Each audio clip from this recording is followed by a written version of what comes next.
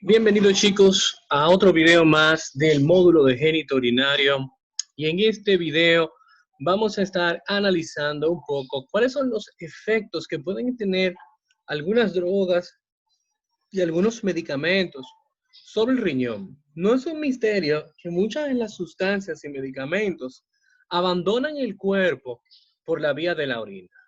Además de que algunos de ellos también van a ser metabolizados en parte en el riñón. Por tanto, es importante reconocer también que algunos medicamentos pudieran tener algunos efectos que pudiéramos considerar adversos, secundarios, negativos sobre algunos tejidos. En este caso, el enfoque va a ser efectos adversos que va a producir algunos medicamentos sobre el sistema urinario en general. Así que vamos allá, es un tema bastante extenso, pero bastante interesante. En primer lugar, vamos a hablar un poco de los aminoglucósidos. Tal vez es un término que hayan escuchado antes. Esta es una familia de un grupo, ¿verdad?, de antibióticos que usualmente actúan alterando o más bien cambiando alguna de las subunidades, en este caso la subunidad 30S de los ribosomas de las bacterias. Por lo tanto, les impide a las bacterias la producción de proteínas y daña, ¿verdad?, la estructura o la maquinaria interna de estos microorganismos. Muy bien, los aminoglucósidos seguramente conocen a la gentamicina o tal vez conocen la amicacina. Estos medicamentos usualmente se utilizan para cubrir infecciones con gram negativos, además de que poseen un efecto sinergístico muy bueno cuando se combinan con medicamentos de la familia de las penicilinas. Por lo tanto, es posible que lo vean siendo utilizados en varias de estas indicaciones. Además de que específicamente la gentamicina también guarda muy buena utilidad para el manejo de infecciones de vías urinarias. Muchas de las infecciones de vías urinarias es a base de gram negativos, como la E. coli, ¿verdad? Y pues evidentemente nos podemos ayudar bastante de la gentamicina por esa misma vía. Ahora bien, algo que es muy común de los aminoglucósidos es que pueden producir algunos efectos adversos. Y entre ellos es que pueden producir daño a nivel del nervio auditivo, pero también pueden producir nefrotoxicidad. Por lo tanto, pudiéramos decir que son ototóxicos y nefrotóxicos, especialmente cuando el uso es sistémico. Si utilizas una crema o una pomada de gentamicina, difícilmente vas a tener este tipo de problema. Pero si lo utilizas vía intramuscular o vía intravenosa, bueno, pues ahí la cosa ya sí pudiera presentarse. La nefrotoxicidad es una elevación reversible de la creatinina y la urea, es decir, de los azoados, y es conveniente controlar la dosis del medicamento.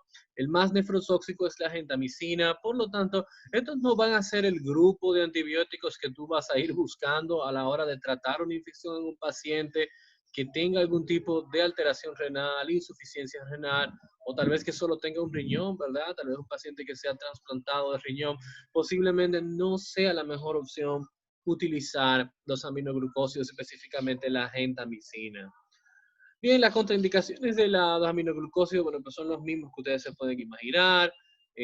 Pacientes alérgicos con hipersensibilidad tipo 1, pacientes con función renal alterada, eh, tengan mucho cuidado, recuérdense que esto puede llevar, pues, sin duda, a complicaciones por la elevación en sangre de los desechos nitrogenados, tú no quieres eso. Por lo tanto, mucho cuidado, especialmente en esos pacientes que tienen esa historia o esa presentación de daño renal. La anfotericina B es un medicamento utilizado para tratamiento de enfermedades micóticas, usualmente de forma sistémica. Y ahí está la Candida albicans, una pseudohifa que usualmente afecta a las personas que tienen algún tipo de compromiso en la defensa, en la inmunidad.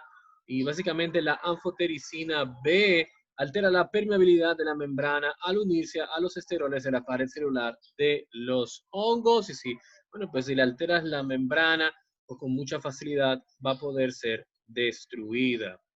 Bien, las indicaciones, como ya ustedes se pueden imaginar, dos palabras claves, la candidiasis, pero también las micosis sistémicas. Recuerden que muchos de los medicamentos de tratamiento para hongos pueden ser tópicos, ¿verdad? Como el ketoconazol, en el caso de tiña capitis y cosas de ese tipo. Sin embargo, en este caso también para infecciones sistémicas por hongos van a ser bastante útiles.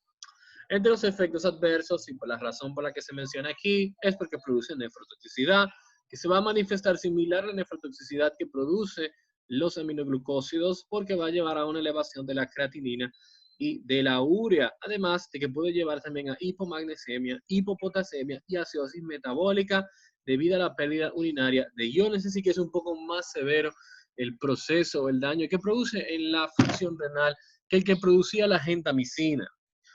Además de que pudiera producirse algo que se llama nefrocalcinosis, ¿verdad? Que sea esa presencia de calcificaciones a nivel del parénquima de los riñones. Evidentemente, entre las contraindicaciones, pacientes alérgicos a este medicamento, pero también evidentemente a considerar en pacientes que tengan algún dato de insuficiencia renal. El cisplatino es un medicamento que se utiliza para quimioterapia y si algo nosotros sabemos de los medicamentos para la quimioterapia es que producen un montón de efectos secundarios. Recuerden que el cáncer,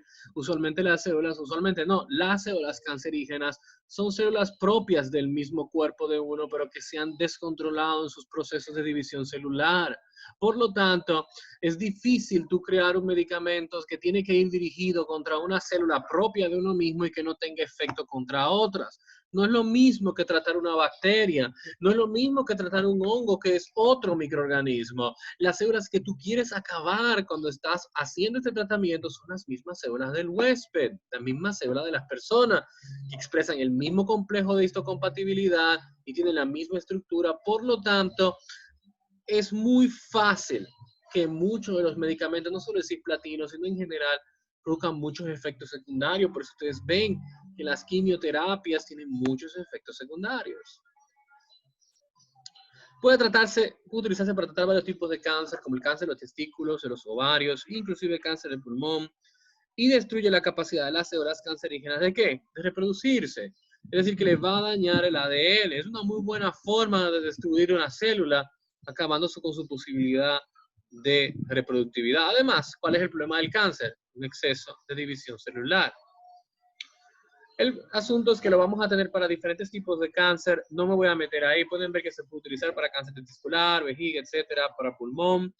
Pero, evidentemente, a lo que vinimos, ¿verdad? Los efectos adversos y también este medicamento, como se pueden imaginar, puede producir bastante daño a nivel de los riñones. Está asociado a nefrotoxicidad.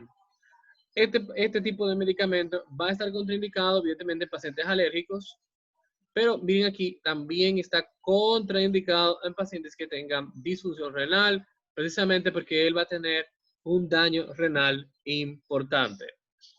La furosemida, sí, la furosemida, el diurético de asa que actúa sobre, ¿verdad?, la porción ascendente del asa de Hemble, y se utiliza mucho para manejo de crisis hipertensiva, para manejos de edema, ¿verdad?, de edema agudo del pulmón, por ejemplo, que donde tú quieras depletar volumen, pues esa es la misma furosemida.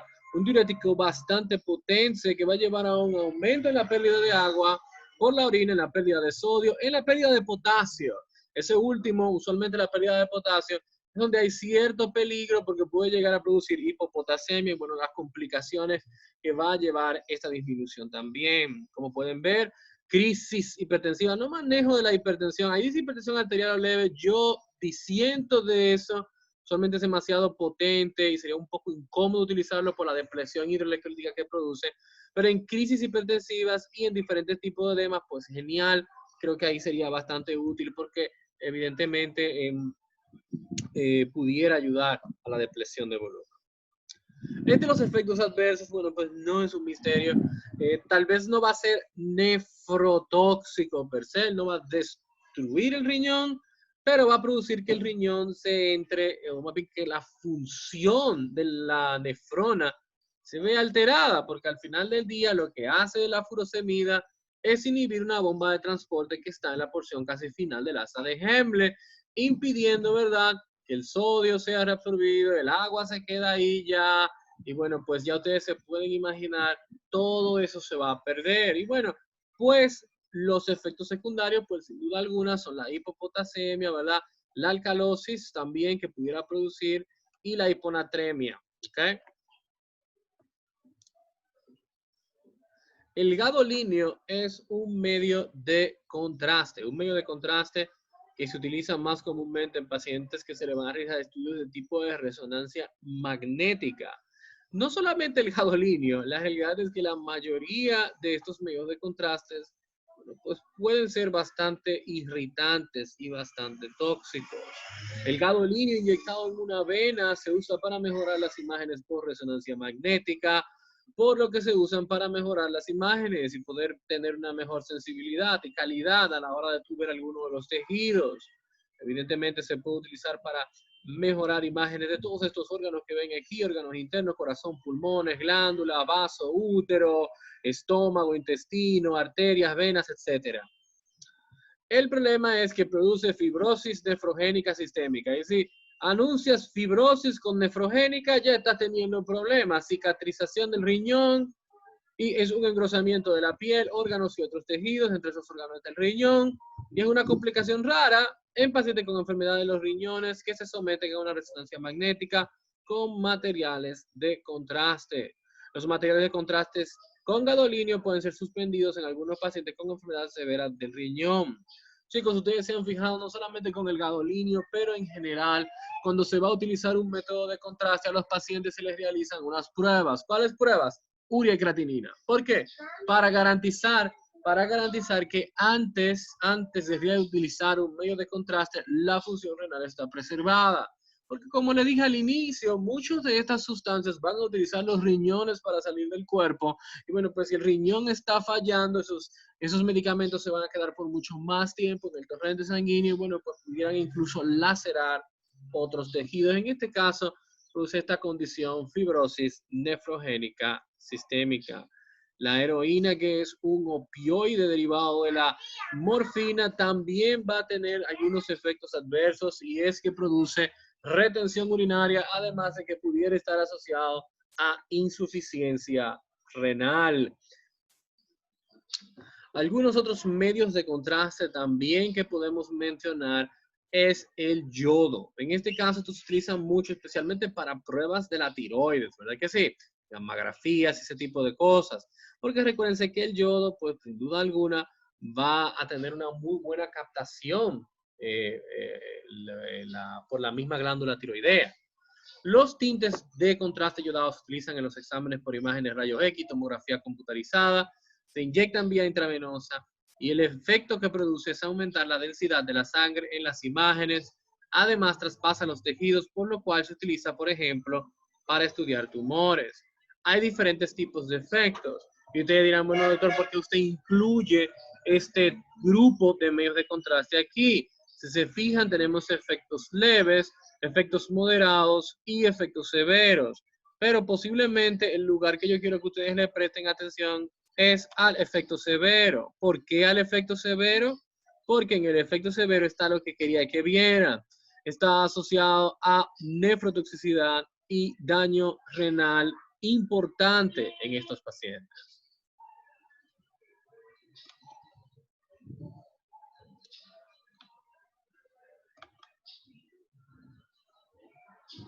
El litio, que era un medicamento que ya no se utiliza tanto, según tengo entendido, es un medicamento que se utiliza mucho como antidepresivo. Es un elemento químico cuyo símbolo representativo es la Li. Viene del griego lithios, que significa piedra. Es un metal blando que se oxida rápidamente con agua o con aire, como casi todos los metales alcalinos. Entre los metales sólidos es el más ligero, con una densidad exactamente igual a la mitad del agua. Como le dije, las sales de litio se emplean como fuente de iones de litio, los cuales sustituyen a iones de sodio, potasio, magnesio y calcio en diversos lugares del organismo y alteran la síntesis y función de varios neurotransmisores. Es altamente eficaz en el control de variaciones anormales del afecto, como las que se presentan en la psicosis maníaco-depresiva, la psicosis esquizofrénica y los brotes de agresividad.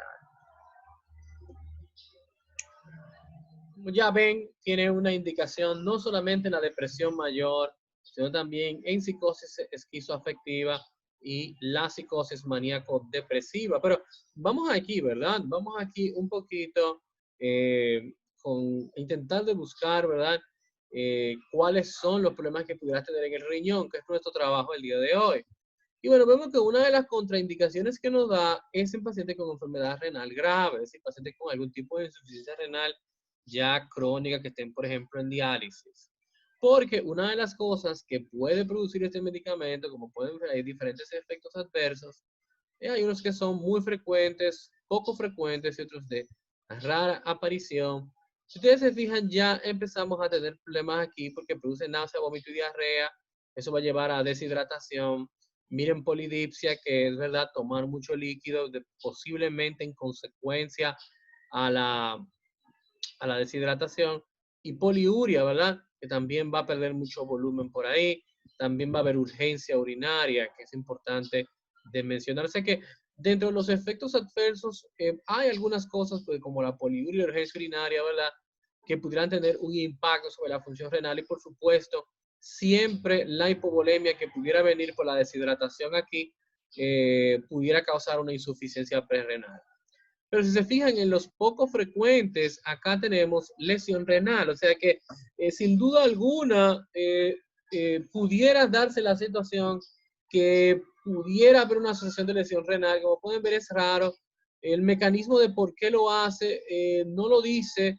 Tú pudieras asumir que tal vez se debe a que estos efectos más frecuentes como la náusea, el vómito, la diarrea, la poliuria, ¿verdad? Llevan a una pérdida de volumen importante que disminuye la cantidad de sangre que llega a los riñones, llevando algún tipo de daño necrótico, una necrosis tubular aguda o bueno bien, aunque es raro, pero pudiera haber esta asociación con el litio. Los encargados del manejo del dolor, los AINES, antiinflamatorios no esteroideos. Su trabajo es bloquear la ciclooxigenasa para que no se forme la prostaglandina, que es un importante transmisor del dolor desde los puntos de estímulo antes de llegar a la neurona de primer orden. Y bueno, pues estos medicamentos son ampliamente conocidos, ampliamente conocidos. Podemos tener algunos que sean no selectivos y otros que son solo selectivos de la COX-2. Esto es importante para intentar de esquivar algunos de los efectos secundarios. Aquí tenemos el aspirina, la indometacina, el ibuprofeno, que es el Advil, el naproxeno. Por este otro lado tenemos aquí, ¿verdad? El celecoxib, el rofecoxib, etcétera. Las indicaciones, bueno, bien, está la inflamación, dolor, edema, osteoartritis, etcétera. Y en el caso específico de la aspirina, ¿verdad? También como antiagregante plaquetario. Las contraindicaciones, ¿verdad? Bueno, pues es la úlcera. Una de las causas principales de úlceras gástricas son los AINES, por lo tanto es algo a tomar en cuenta. La hemofilia, trombocitopenia por su inhibición, ¿verdad? De la formación de tromboxano A2. Hay que tener un poquito de cuidado con eso.